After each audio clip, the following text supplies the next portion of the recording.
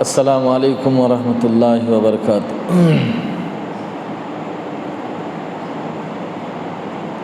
ان الحمد للہ نحمده ونستعینه ونستغفره ونعوذ باللہ من شرور انفسنا ومن سیئات اعمالنا، من يهده الله فلا مضل له ومن يضلل فلا هادي له، وأشهد أن لا إله إلا الله وحده لا شريك له، وأشهد أن محمدا عبده ورسوله، أرسله بالحق شاهدا وبشيرا ونذيرا وداعيا إلى الله بإذنه وسراجا منيرا، وصلى الله تعالى عليه وسلم تسليما كثيرا كثيرا۔ يا أيها الذين آمنوا اتقوا الله حق تقاته ولا تموتن إلا وأنتم مسلمون۔ يا أيها الناس اتقوا ربكم الذي خلقكم من نفس واحدة وخلق منها زوجها وبث منهما رجالا كثيرا ونساء، واتقوا الله الذي تساءلون به والأرحام، إن الله كان عليكم رقيبا۔ يا أيها الذين آمنوا اتقوا الله وقولوا قولا سديدا يصلح لكم أعمالكم ويغفر لكم ذنوبكم، ومن يطع الله ورسوله فقد فاز فوزا عظيما۔ أما بعد فإن خير الحديث كتاب الله، وأحسن الهدي هدي محمد صلى الله عليه وسلم، وشر الأمور محدثاتها وكل محدثة بدعة وكل بدعة ضلالة وكل ضلالة في النار۔ أعوذ بالله من الشيطان الرجيم، بسم الله الرحمن الرحيم۔ وقرن في بيوتكن ولا تبرجن تبرج الجاهلية الأولى۔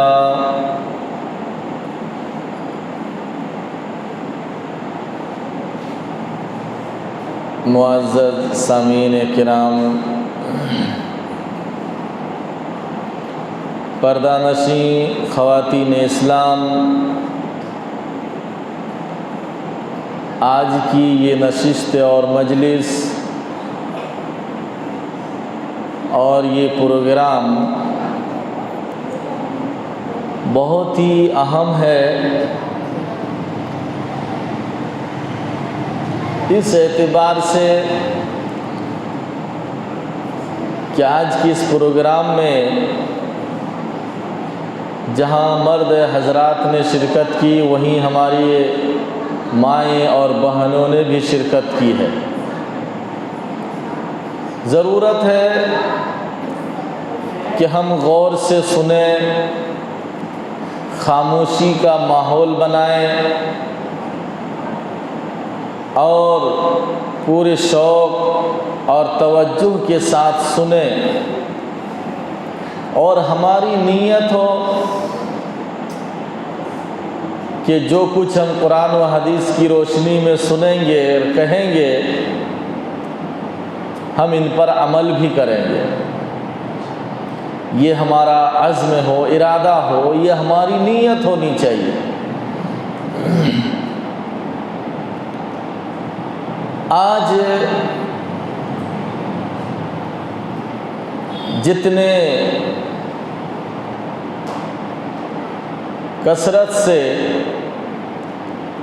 تقاریر، جلسے، وعظ و نصیحت اور درس ہو رہے ہیں، لیکن سماج کے اصلاح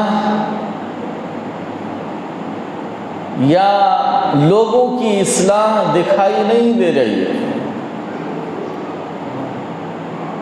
کہ ہماری اس تقریر سے، کہ قرآن و حدیث کی باتوں سے لوگوں کی اصلاح ہو جائے، سماج اور معاشرے کی اصلاح ہو، ایسا نظر نہیں آتا ہے۔ کہیں ہماری نیت اور ارادے میں تو کھوٹ نہیں کہ ہم اپنے آپ کو بدلنا ہی نہیں چاہتے ہیں؟ کل تک جو ہم سے غلطیاں ہو رہی تھی، تقریر سننے کے بعد بھی اگر وہ غلطیاں ہم سے ہو تو اس کا مطلب ہے کہ ہماری نیت میں کھوٹ ہے، ہم نے صحیح نیت سے پروگرام نہیں سنا ہے، پھر کیوں کر ہمیں اس کا ثواب ملے گا؟ تو ضرورت ہے کہ ہم اپنی نیت کو صاف کر لیں، اخلاص کے ساتھ بیٹھیں۔ ایسی مجلسوں میں بیٹھنے والوں کی بڑی فضیلت حدیث میں بیان کی گئی ہے کہ فرشتے ان کو گھیر لیتے ہیں، ان پر سکینت اور اللہ تعالیٰ کی رحمت نازل ہوتی ہے۔ تو خیر، آج سماج میں بہت ساری برائیاں ہیں، کہیں عقیدے کو لے کر، کہیں اعمال کو لے کر، کہیں معاملات کو لے کر، کہیں تعلقات کو لے کر۔ الغرض اگر دیکھا جائے تو ہمارے ہر چیز میں بگاڑ ہی بگاڑ ہے۔ خاص طور پر ہماری ماؤں اور بہنوں کے اندر بھی اس طریقے کے بہت سارے بگاڑ پائے جاتے ہیں۔ ان بگاڑ میں سب سے خطرناک وہ عقیدے کی بگاڑ ہے۔ سب سے خطرناک عقیدے کی بگاڑ ہے۔ اعمال کی بگاڑ سے انسان جہنم میں نہیں جائے گا، اس کی معافی ہے، لیکن اگر عقائد بگڑ جائے، عقیدہ بگڑ جائے انسان کا، تو پھر اس کی معافی نہیں ہے۔ قرآن کریم میں اللہ رب العالمین نے سب سے زیادہ زور عقائد پر دیا کہ تمہارے عقیدے کی اصلاح ہو جائے۔ عقیدہ کیا ہے؟ یہ انسان کی ایک سوچ، ایک فکر، خیالات ہے، وہ انسان کو درست کر لینا چاہیے۔ عقیدے کی بگاڑ میں جیسے آج کل یا بہت سارے گھرانے میں اور خصوصاً عورتوں میں جو بگاڑ پائے جاتے ہیں، وہ عقیدے کے بگاڑ زیادہ ہیں۔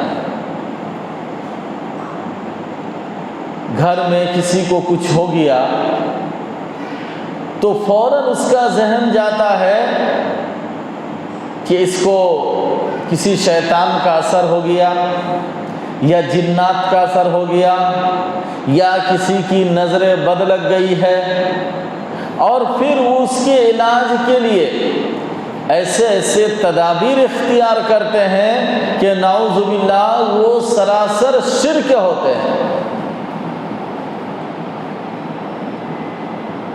سراسر شرک ہے۔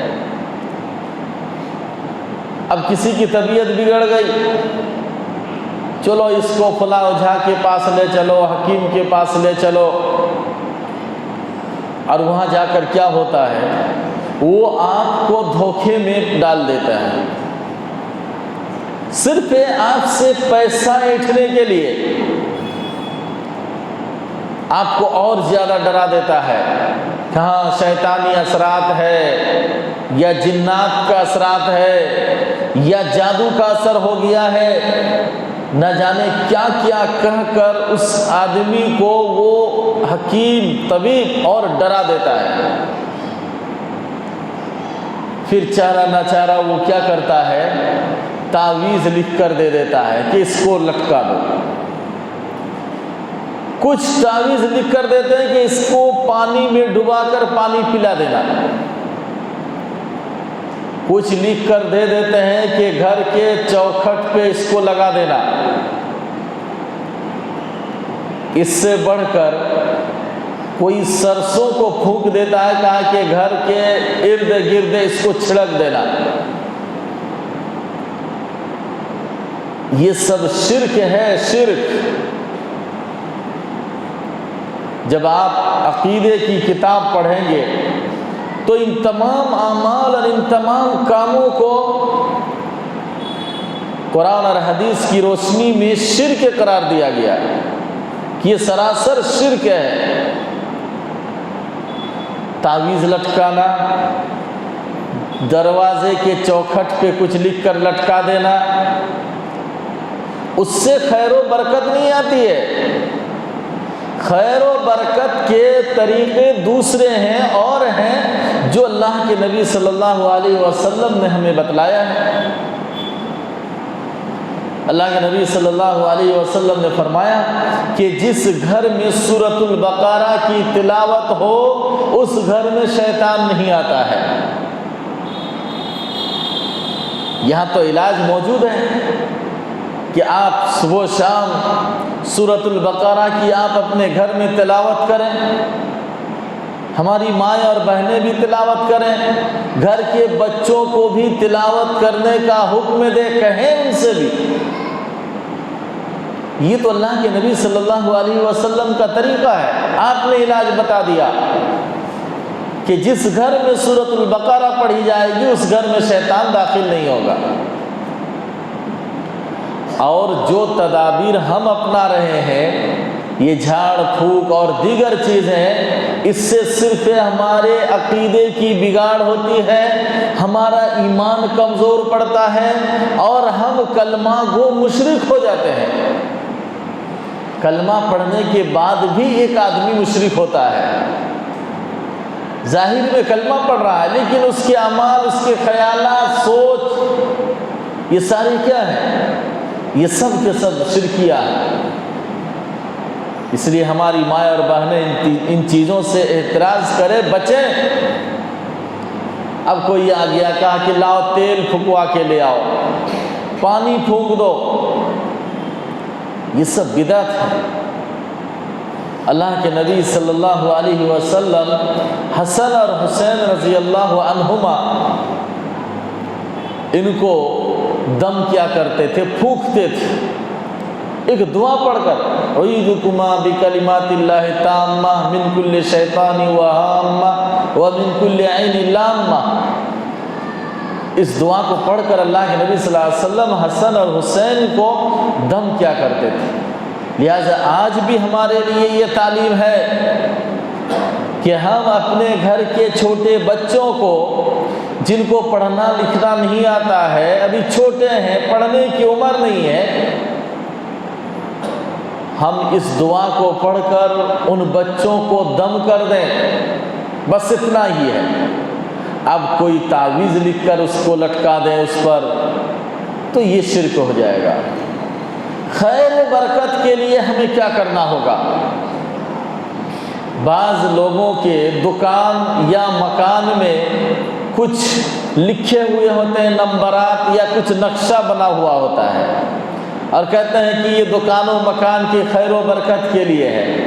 صرف لکھ دینے سے کسی کے یہاں خیر و برکت نہیں آتی ہے۔ خیر و برکت کے لیے کیا ہے؟ خیر و برکت کے لیے ہے کہ گھر کے سارے افراد پاک صاف رہے، اپنے گھر کو پاک رکھے، اپنے کپڑے اور جسم کو پاک رکھے، اپنے بستر کو پاک رکھے۔ جہاں ناپاکی ہوگی شیطان وہاں آئے گا، جہاں گندگی ہوگی شیطان وہاں آئے گا، کیونکہ شیطان گندی جگہوں ہی میں رہتا ہے۔ تو صفائی ستھرائی سے انسان کے گھر میں خیر و برکت آتی ہے۔ اسی طریقے سے گھر کے سارے افراد نمازی ہوں، سارے افراد نمازی ہوں، مرد عورت بچے جوان بوڑھے، تب گھر میں خیر و برکت نازل ہوگی۔ اور اگر نمازی نہیں تو اس گھر میں شیطان ہوگا۔ ایک حدیث ہے جامع ترمذی کی، اللہ کے نبی صلی اللہ علیہ وسلم ایک سفر سے واپس آ رہے تھے، صحابہ کرام بھی آپ کے ساتھ تھے۔ چلتے چلتے رات کو سفر، جب رات کا آخری حصہ آیا تو اللہ کے نبی صلی اللہ علیہ وسلم نے فرمایا کہ ایک جگہ رک جاؤ اور وہاں پڑاؤ ڈالو اور وہاں تھوڑی دیر آرام کر لیں۔ لہذا صحابہ کرام اس جگہ پڑاؤ ڈالے۔ اب آپ صلی اللہ علیہ وسلم نے دیکھا کہ اب تو فجر کا وقت قریب ہے، اگر سو جائیں سب تو فجر کی نماز چھوٹ جائے گی۔ تو آپ صلی اللہ علیہ وسلم نے فرمایا کہ کوئی ایک آدمی سب کو جگانے کی ذمہ داری لو، وہ نہ سوئے۔ حضرت بلال رضی اللہ تعالی عنہ نے فرمایا کہ اللہ کے نبی یہ ذمہ داری میں لیتا ہوں، آپ سب سو جائیے، جب فجر کا وقت ہوگا تو میں جگا دوں گا۔ اللہ کے نبی بھی سو گئے، صحابہ کرام بھی سو گئے۔ حضرت بلال رضی اللہ تعالیٰ عنہ کھڑے کھڑے ادھر ادھر گھومتے رہے۔ پھر وہ سوچے کہ کھڑے ہو کر کیا فائدہ، چلو بیٹھ جاتے ہیں۔ ایک اونٹنی بیٹھی ہوئی تھی، اس پر ٹیک لگا کر زمین پر حضرت بلال رضی اللہ تعالیٰ عنہ بھی بیٹھ گئے۔ اب بیٹھے بیٹھے ہی اس کی آنکھ لگ گئی اور وہ بھی سو گئے۔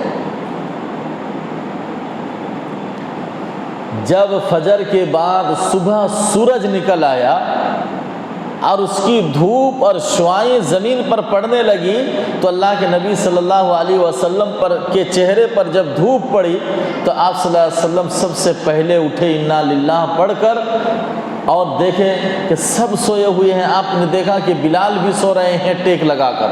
آپ نے جا کر فرمایا کہ بلال یہ تم نے کیا کیا، تم نے تو سب کو جگانے کی ذمہ داری لی تھی اور تم ہی سو گئے۔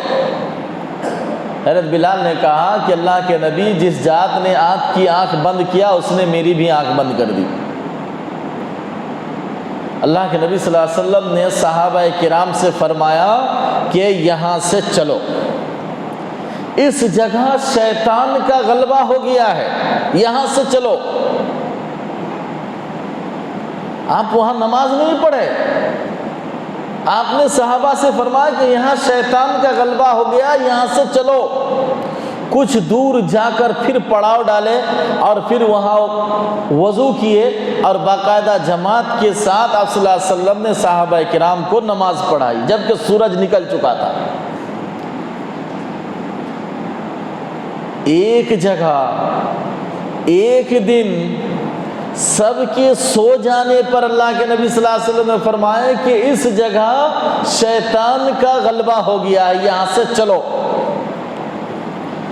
اس گھر کا کیا عالم ہوگا، اس گھر کی کیا حالت ہوگی جس گھر کے سارے افراد بے نمازی ہیں، سوئے رہتے ہیں، اٹھتے نہیں ہیں۔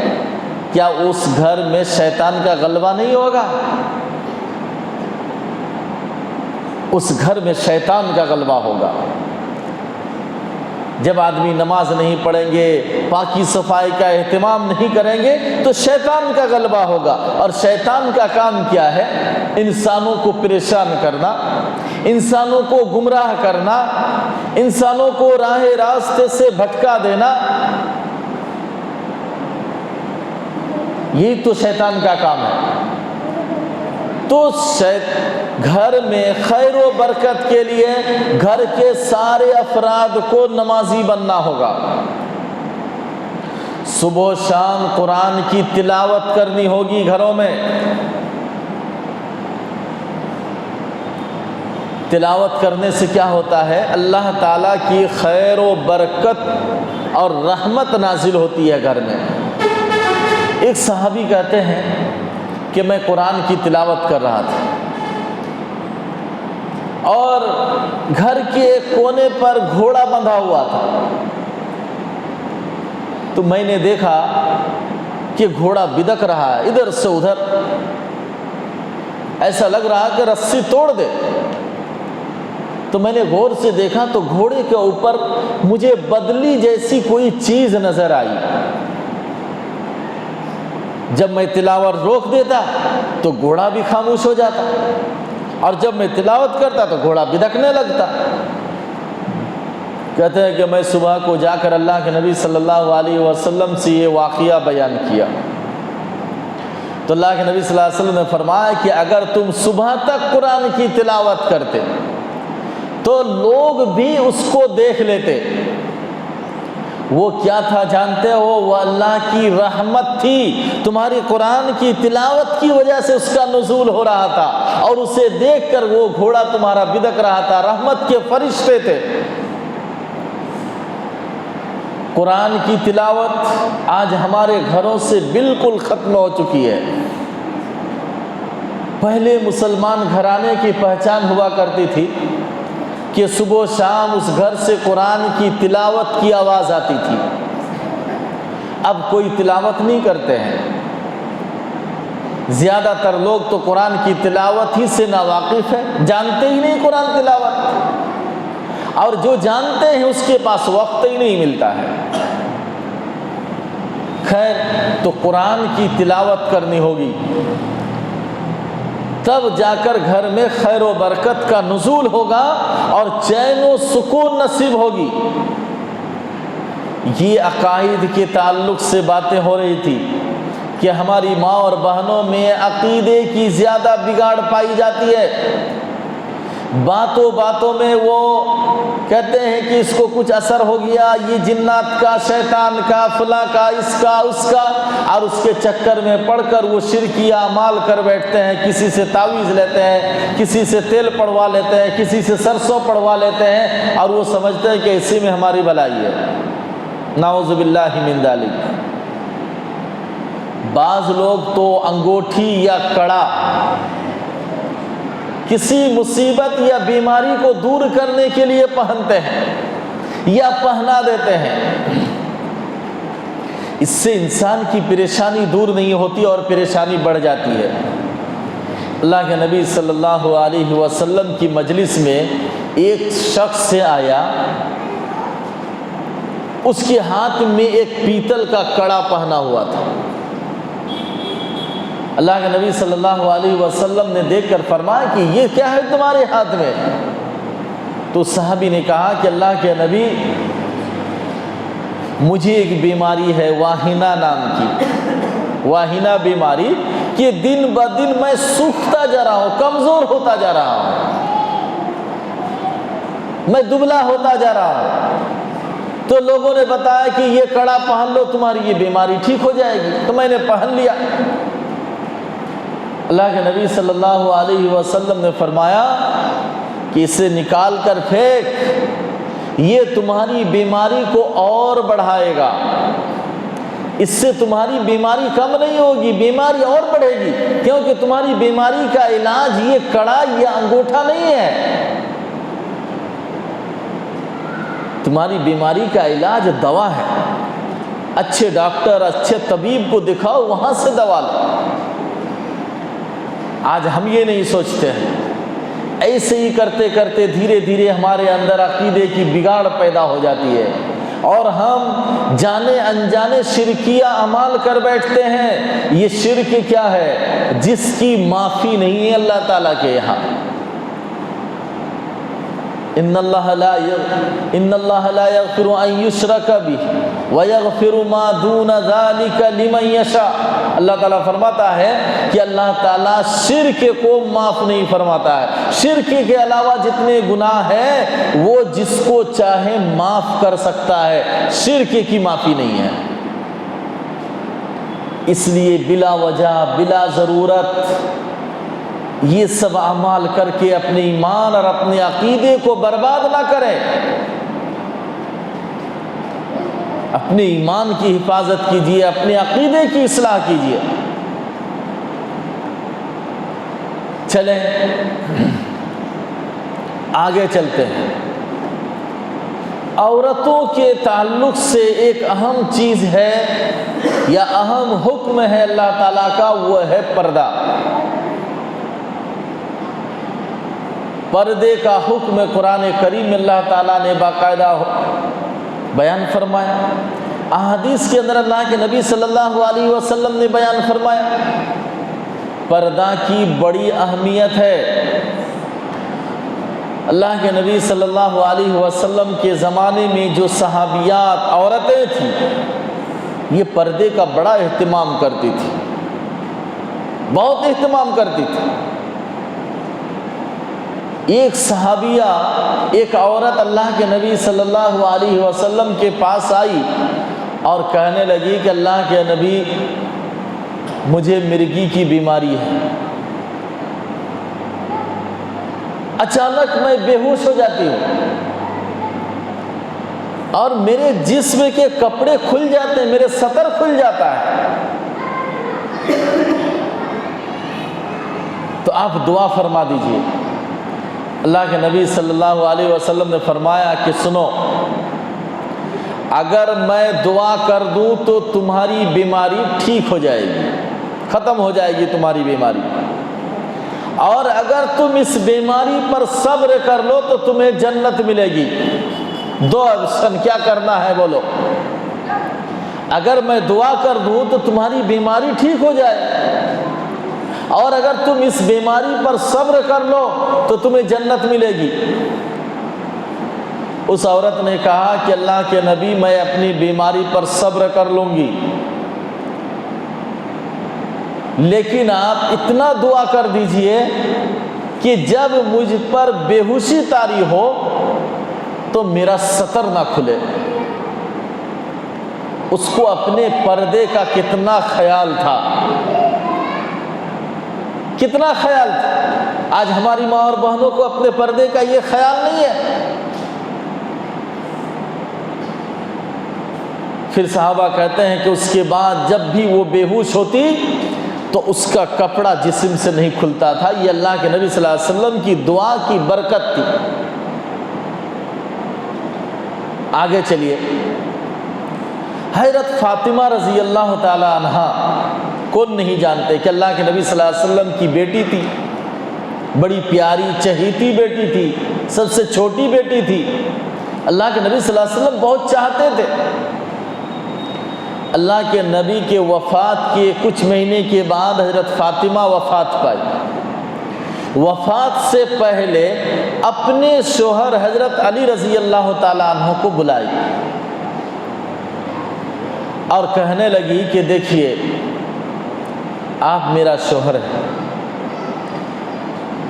اور میں جس بیماری میں ہوں شاید میں نہ بچوں، میں مر جاؤں گی، میری ایک وصیت آپ سن لیجئے۔ حضرت علی رضی اللہ تعالیٰ عنہ نے فرمایا کہ ہاں ضرور، آپ وصیت کیجئے، میں اس پر عمل کروں گا۔ حضرت فاطمہ نے فرمایا کہ جب میرا انتقال ہو جائے تو میرے جنازے کو چادر سے ڈھانپ دینا اور دن کے وقت میرا جنازہ نہ نکالنا، کیونکہ میرے جنازے کی چارپائی پر یا میرے جنازے پر جو چادر ڈھکی ہوئی ہوگی اس پر لوگوں کی نظر پڑے گی، تو میرا جنازہ دن کو نہ نکالنا، رات کو نکالنا۔ وہ نبی کی بیٹی تھی حضرت فاطمہ، ان کو اپنے پردے کا کتنا خیال تھا کہ مرنے کے بعد انہوں نے یہ وصیت کی کہ میرا جنازہ دن کو نہ نکالا جائے، رات کو نکالا جائے، تاکہ جنازے کی چارپائی یا اسی طریقے سے جس چادر سے میری لاش ڈھپی ہوئی ہوگی اس پر بھی کسی کی نظر نہ پڑے۔ یہ وہ صحابیات جو پردے کا اتنا اہتمام کیا کرتی تھی۔ آج ہماری مائیں اور بہنیں بالکل پردے کا اہتمام نہیں کرتی۔ ہاں، کچھ کے پاس ہے مجبوری کہ کسی ضرورت کے تحت اس کو گھر سے نکلنا پڑتا ہے، اور کوئی شوق سے نکلتی ہے۔ آج کل ہمارے سماج میں، معاشرے میں دو عورتوں کا گھر سے باہر نکلنا دو طرح کا ہو گیا۔ ایک شوق، فیشن کے طور پر نکلتے ہیں، اور ایک ضرورت کے تحت نکلتی ہیں۔ ضرورت کے تحت گھر میں بیت الخلا نہیں ہے، لیٹرین روم نہیں ہے، ضرورت پر نکلنا ہے۔ گھر میں پانی کا انتظام نہیں ہے، پانی لینے کے لیے نکلنا ہے۔ جب اس طریقے کی سخت ضرورت پر آپ نکلیں تو قرآن کیا آپ کو حکم دے رہا ہے؟ قرآن یہی حکم دے رہا ہے کہ تم دوپٹے اور چادر اوڑھ کر نکلا کرو۔ چادر اوڑھ کر، دوپٹے اوڑھ کر کہ تمہاری جسم کا کوئی حصہ نظر نہ آئے، نکلو۔ اور جو فیشن کے طور پر نکلتے ہیں بلا ضرورت، بن سنور کر، خوشبو لگا کر، اللہ کے نبی صلی اللہ علیہ وسلم ایسی عورتوں کے بارے میں فرمایا کہ اگر کوئی عورت خوشبو لگا کر اپنے گھر سے نکلتی ہے تو جب تک وہ گھر واپس نہ آ جائے تب تک اس کے نامہ اعمال میں زنا والا عمل لکھا جاتا ہے، وہ بدکار ہے، وہ زانیہ ہے۔ اور جب بلا ضرورت کوئی عورت گھر سے نکلتی ہے تو شیطان اس کو جھانک جھانک کر دیکھتا ہے۔ تو پردے کا اتنا اہتمام ہونا چاہیے۔ اب رہا گھر کا مسئلہ کہ گھر میں ہم کس کس سے پردہ کریں، یہ ایک تفصیلی احکام ہے جو قرآن کریم میں اللہ رب العالمین نے بیان فرمایا۔ خیر میں اس جزئی اور تفصیلی مسائل پر نہیں جا رہا ہوں۔ خیر بہرحال عورتوں کے لیے پردہ لازمی اور ضروری ہے۔ آج بہت بے پردگی ہو رہی ہے۔ کچھ عورتیں راستے پر، سڑک، روڈ پر نکل آتی ہیں، برتن دھونا، کپڑے صاف کرنا، بچوں کو نہلانا، یہ روڈ کے اوپر آ کر، یہ راستہ اور یہ روڈ تمہارے برتن دھونے اور کپڑا دھونے اور بچوں کے نہلانے کے لیے نہیں ہے، یہ لوگوں کے چلنے پھرنے کے لیے ہے۔ اس کو صاف رکھا جائے، خالی رکھا جائے، گزرنے والوں کو تمہارے کسی عمل سے، تمہاری کسی حرکت سے کسی قسم کی تکلیف نہ ہونی چاہیے۔ اللہ کے نبی صلی اللہ علیہ وسلم نے ایمان کے بہت سارے شعبے، بہت سارے اس کے شاخے بیان فرمائے، اور ان میں کیا فرمایا؟ وَإِمَاتَةُ الْأَذَىٰ عَنِ الطَّرِيقِ، کہ ایمان کا سب سے چھوٹا درجہ یہ ہے کہ راستے سے تکلیف دہ چیز کو ہٹا دینا ہے، تکلیف دہ چیز کو ہٹا دینا ہے۔ آج ہم راستوں پر کیا کرتے ہیں؟ گھر کا سارا کچڑا نکال کر ڈال دیتے ہیں۔ یہاں تو حدیث میں حکم دیا جا رہا ہے کہ راستے سے گندگی کو، یا کوئی پتھر ہے، کوئی نقصان دہ چیز ہے، اس کو ہٹا دو، صدقہ ہے۔ اور ہم کیا کر رہے ہیں؟ گندی چیزوں کو لا کر راستے پر ڈال دیتے ہیں۔ کہاں ہے ہمارا ایمان؟ یہ تو ہمارے ایمان کا ادنا درجہ بھی نہیں ہے، سب سے کم والا درجہ بھی نہیں ہے۔ اوپر سے دیکھا جائے تو راستے کے کنارے ہم اپنے چھوٹے بچوں کو بیٹھا کر پیشاب پاخانہ کروا دیتے ہیں۔ ظاہر بات ہے کہ گزرنے والوں کو تکلیف ہوگی۔ اللہ کے نبی صلی اللہ علیہ وسلم نے ایک حدیث کے اندر بیان فرمایا، اتقوا الملائن الثلاثہ، 3 قابل لعنت کام سے بچو۔ 3 کام ایسا ہے اگر کرو گے تو دنیا کے سارے لوگ تم پر لعنت کریں گے۔ ان میں ایک کام کیا ہے؟ البراز فی الطریق، لوگوں کے راستے میں پیشاب پاخانہ کر دینا۔ سارے لوگ لعنت کریں گے۔ آپ نے اپنے بچوں کو راستے کے کنارے پاخانہ کرا دیے، آنے جانے والے جو بھی گزرتے ہیں اپنے منہ پہ کپڑا ڈال لیتے ہیں یا ناک پہ ہاتھ ڈال لیتے ہیں، پار ہو کے چلے جاتے ہیں۔ کوئی اچھا نہیں کہتا ہے، زبان سے نہ کہے، لیکن سب دل میں اس کو گالیاں دیتے ہیں کہ کون کم بخت ہے، اتنی گندگی پھیلا دیا ہے۔ دن بھر آنے جانے والوں کی بد دعائیں اور لعنت آپ کے بچے پر ہوتی رہی۔ رات کو بچہ سویا ہے، کہا کہ بہت رو رہا ہے، جن کا اثر ہو گیا ہے، جادو کا اثر ہو گیا ہے، شیطان کا اثر ہو گیا، کسی کا اثر نہیں ہوا ہے۔ آپ کے اس برے عمل کا نتیجہ ہے یہ کہ ہزاروں لوگوں کی دن بھر اس بچے پر لعنت ہوئی ہے۔ وہ بچہ کیسے صحت مند رہے گا؟ صحیح سلامت کیسے رہے گا؟ تو ہرگز ہماری مائیں اور بہنیں اس چیز کو نہ اپنائیں، اس سے پرہیز کریں۔ ایک تو بے پردگی ہے کہ روڈ کے اوپر آ کر برتن دھوئیں یا کپڑا دھوئیں یا گندگی پھینکیں یا نہلائیں۔ گھر میں اتنی جگہ ہے۔ اللہ تعالیٰ فرماتا ہے کہ اگر کوئی گناہ سے بچنا چاہے تو اللہ اس کو بچاتا ہے، اور اگر کوئی گناہ کرنا چاہے تو اللہ اس کو مہلت دیتا ہے کہ جا کر لے۔ تو اگر ہماری مائیں اور بہنیں چاہ لیں کہ نہیں ہمیں ہر حال میں پردہ کرنا ہے تو اللہ اسے اس کی توفیق دے گا۔ تو ایک ضرورت پر گھر سے نکلنا اور ایک بلا ضرورت فیشن کے طور پر گھر سے باہر نکلنا۔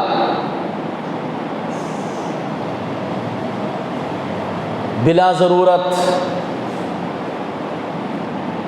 ہاکر والا آیا، گھر کی عورتیں نکل گئے، اب برتن خرید رہے ہیں، چادر خرید رہے ہیں، ساڑیاں خرید رہے ہیں، ڈریس خرید رہے ہیں، اور نہ جانے کیا کیا چیزیں خریدتے ہیں۔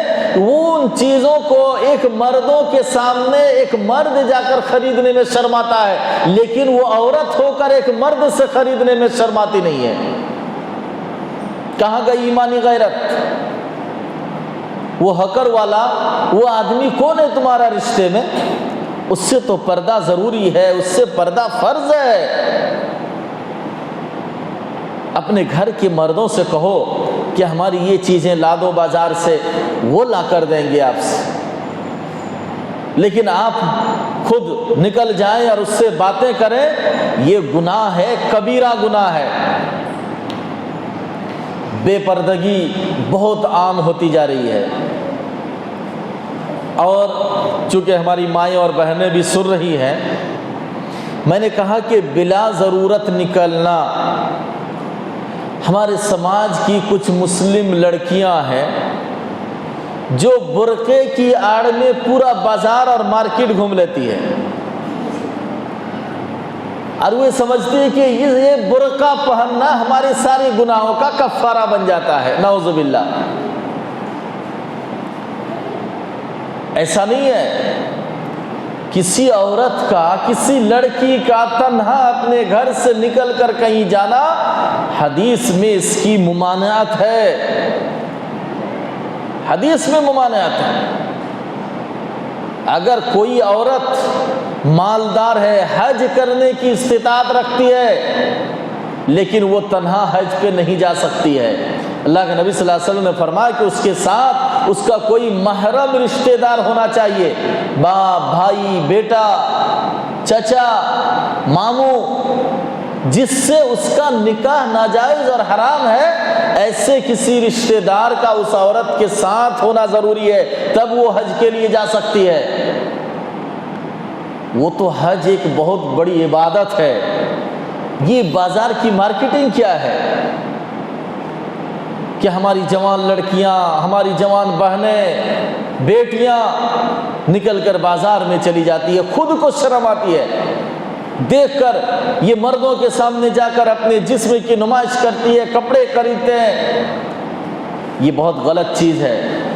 ان چیزوں سے اپنے آپ کو بچائیے، اپنے گھرانے کی اصلاح کیجیے۔ اور اگر جانا ہی سخت ضرورت ہو تو آپ کسی محرم کے ساتھ جائیے، کسی مرد کے ساتھ جو آپ کا محرم ہو اس کے ساتھ جائیے، اور پھر آپ واپس آ جائیے۔ ورنہ پھر وہی حدیث کہ جب کوئی عورت بن سنور کر، خوشبو لگا کر گھر سے باہر نکلتی ہے تو شیطان اس کو جھانکتا ہے، اور جب تک وہ واپس نہ آئے تب تک اس کے نامہ اعمال میں بدکاری اور زنا لکھا جاتا ہے۔ خیر، پردے کا اہتمام، پردہ صرف مردوں کے لیے نہیں، عورتوں کے لیے نہیں، مردوں کے لیے بھی ہے کہ وہ کسی غیر محرم یا اجنبی عورت یا لڑکی کی طرف نظر اٹھا کر دیکھے۔ قرآن کریم میں اللہ تعالیٰ نے مرد اور عورتوں دونوں کو خطاب کیا ہے۔ کہیں فرمایا قُلْ لِلْمُؤْمِنِينَ يَغُضُّوا مِنْ أَبْصَارِهِمْ وَيَحْفَظُوا فُرُوجَهُمْ،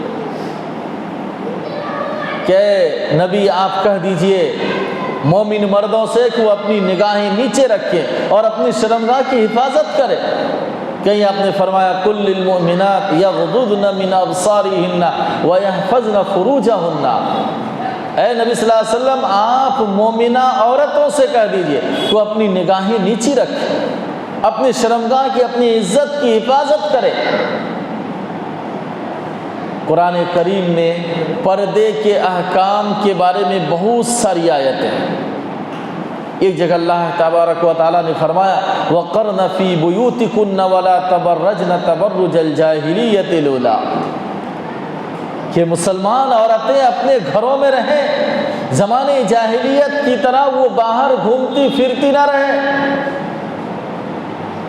یہ اللہ کا حکم ہے کہ عورت گھر میں رہے، بلا ضرورت گھر سے باہر نہ جائیں۔ ضرورت پر شریعت نے عورت کو بھی باہر نکلنے کی اجازت دی ہے، لیکن شرائط کے ساتھ کہ اس کا پورا جسم ڈھکا ہوا ہو، اس کے ساتھ کوئی محرم مرد ہو، اور وہ باہر جائے اور اپنی ضرورت پوری کر کے پھر واپس آئے۔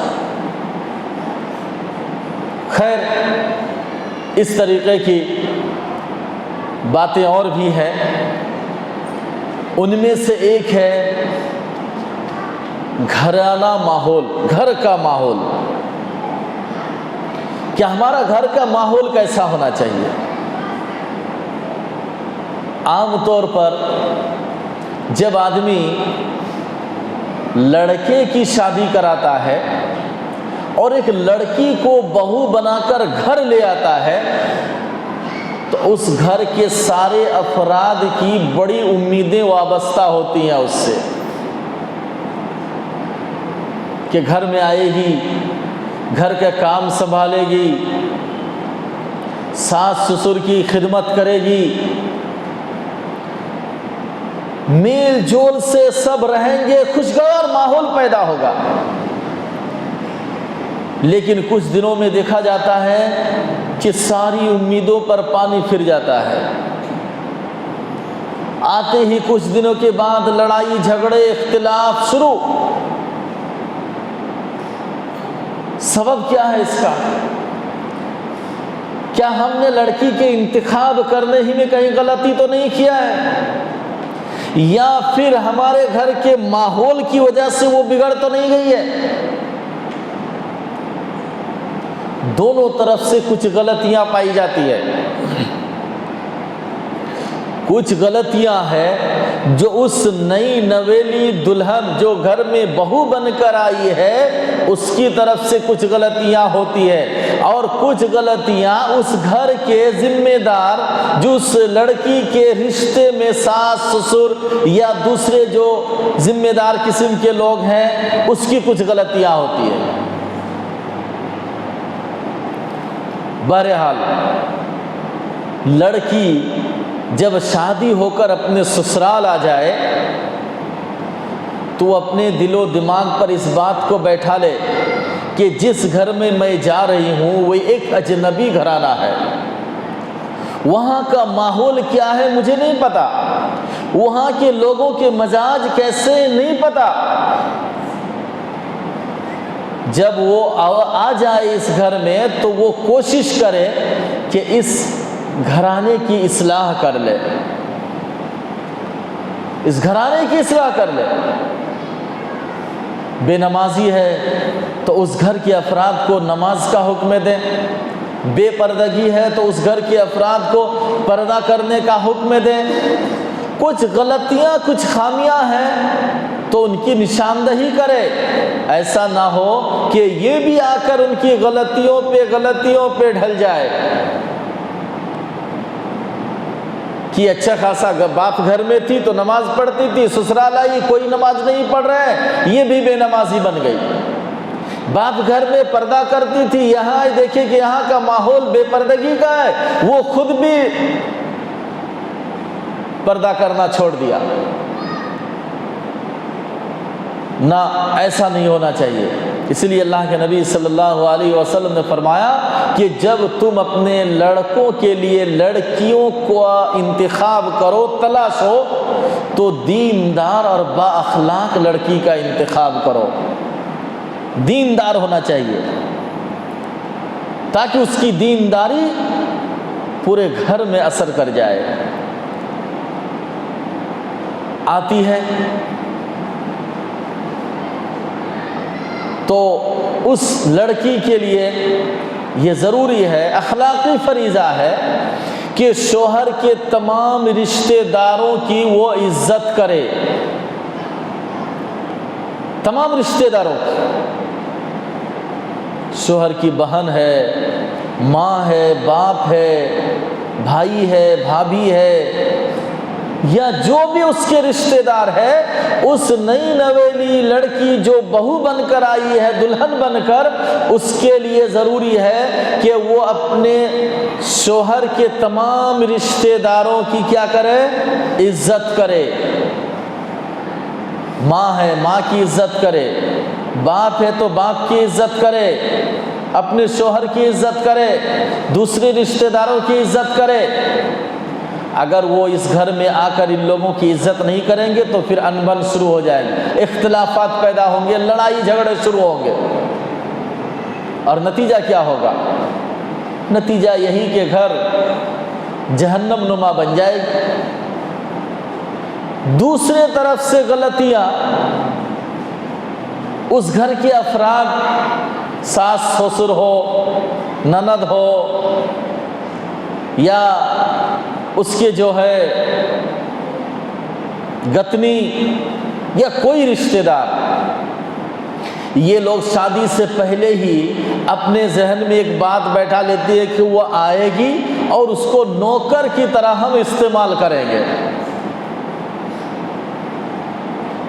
کل تک جو کام گھر کے 4-5 افراد مل کر کیا کرتے تھے، جب ایک نئی بہو گھر میں آ گئی تو اب سارا کام اس کے سر پر ڈال دیا، اور یہ لوگ اب کہیں گے کہ ہم لوگ چھٹی، ہماری ڈیوٹی ختم۔ کتنے دن وہ برداشت کرے گی؟ 2-4 مہینے، 6 مہینے۔ جب دھیرے دھیرے وہ اپنے پاؤں جما لے گی اور مضبوط کر لے گی تو وہ ساری ذمہ داری اپنے سر سے اٹھا کر نیچے پھینک دے گی۔ یہ آپ کی طرف سے غلطیاں ہوئی کہ آپ اس کو نوکرانی بنا کر نہیں لائے ہیں، اس کو آپ گھر کی بہو بنا کر لائے ہیں۔ اس کا بھی حق ہے، اس کی بھی عزت ہے، اس کے بھی دکھ درد اور تکلیف کو سمجھنا ہے۔ اب بیچاری کرا رہی ہے سر درد سے. اب اس موقع پر اگر سسرال کا کوئی آدمی کہہ دے کہ نہیں یہ بہانہ بنا رہی ہے, کتنی تکلیف ہوگی اس کو. کسی پریشانی میں وہ مبتلا ہے اور آپ کہہ دیں کہ وہ بہانہ بنا رہی ہے, ظاہر بات ہے کہ یہ پریشانی ہے. گھر کے سارے افراد کھانا کھا لیے, اس بیچاری کے لیے کھانا ہی نہیں بچا.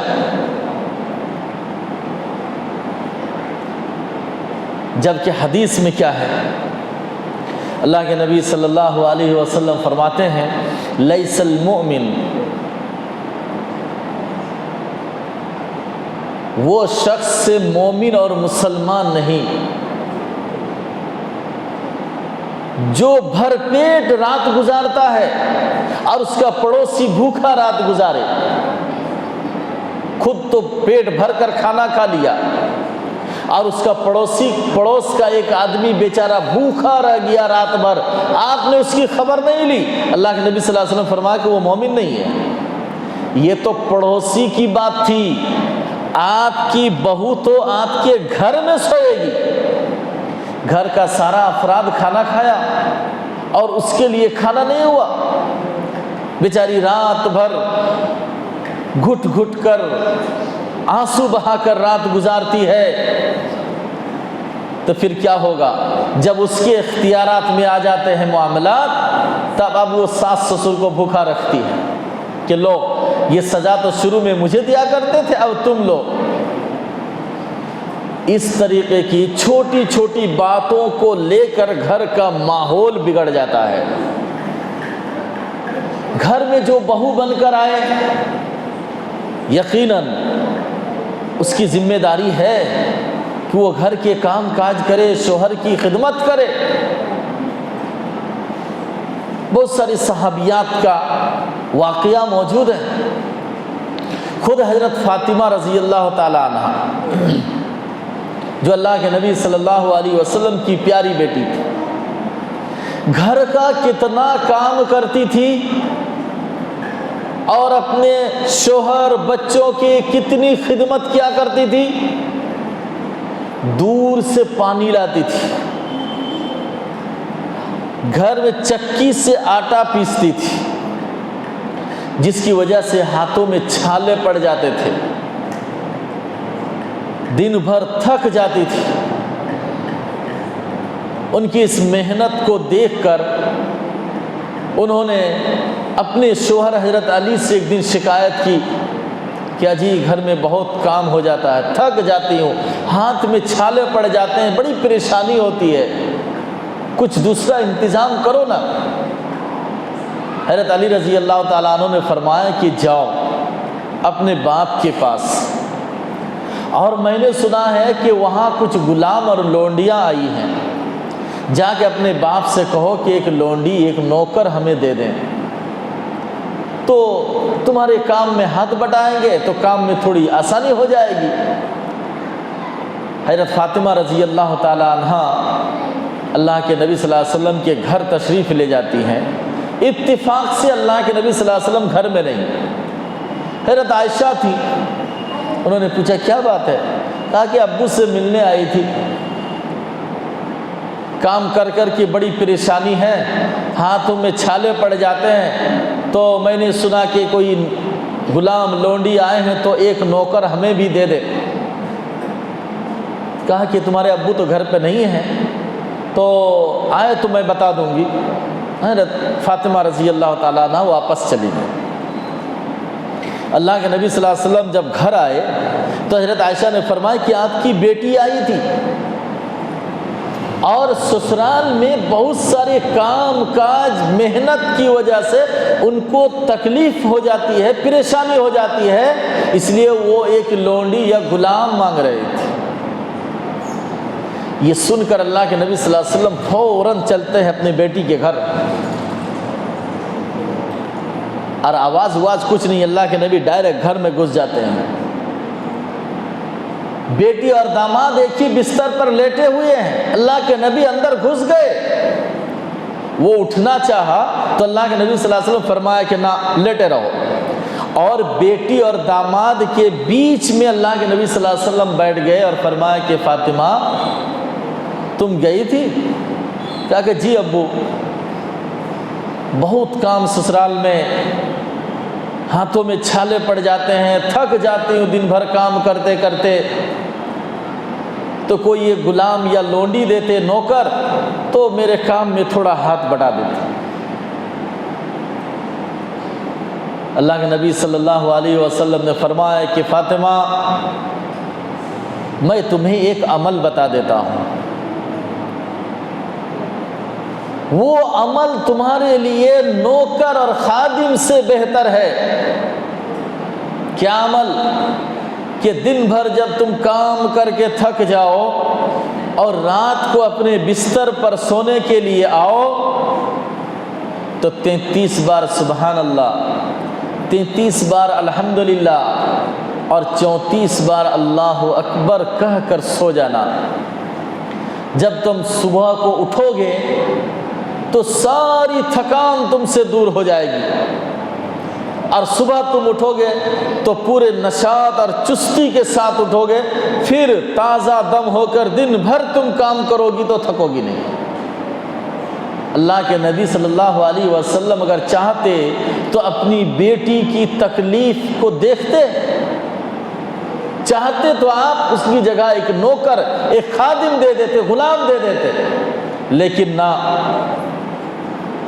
آج اگر ہم نے بیٹی کا غلط سپورٹ کیا تو پھر سسرال کا ماحول کبھی بھی اس کے لیے خوشگوار نہیں بنے گا۔ اللہ کے نبی صلی اللہ علیہ وسلم نے فرمایا کہ بیٹی تم یہ کرو، تمہارے لیے یہ بہتر ہے۔ تو خیر، یہ ساری باتیں موٹی موٹی باتیں تھیں جو قرآن اور حدیث کی روشنی میں آپ سے کہی گئی۔ ضرورت ہے کہ ان باتوں پر عمل کیا جائے۔